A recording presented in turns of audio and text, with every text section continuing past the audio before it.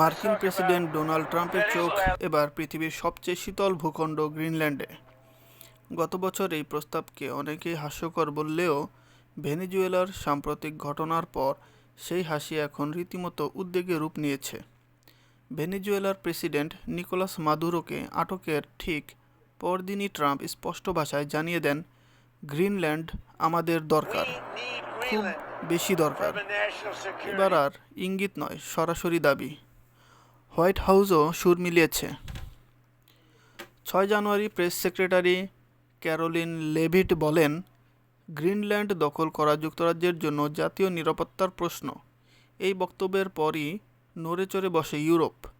France, Germany, Italy, Poland, Spain ও যুক্তরাজ্য, এই 6টি দেশ এক যৌথ বিবৃতিতে স্পষ্ট জানিয়ে দেয়, গ্রিনল্যান্ড কোনো বিক্রির বস্তু নয়, এটি সেখানকার জনগণের, আর সিদ্ধান্ত নেওয়ার অধিকার কেবলমাত্র ডেনমার্ক এবং গ্রিনল্যান্ডেরই।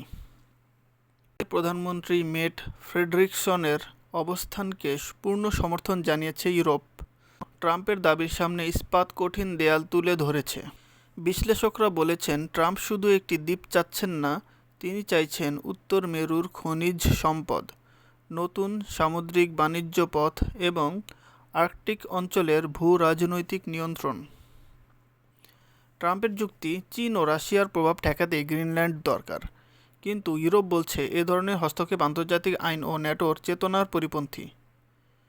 ভেনেজুয়েলার ঘটনার পরপরই এই দাবি ওঠায় গ্রিনল্যান্ডের সাধারণ মানুষও আতঙ্কিত হয়েছে। প্রশ্ন উঠেছে, আজ ভেনেজুয়েলা, কাল কে?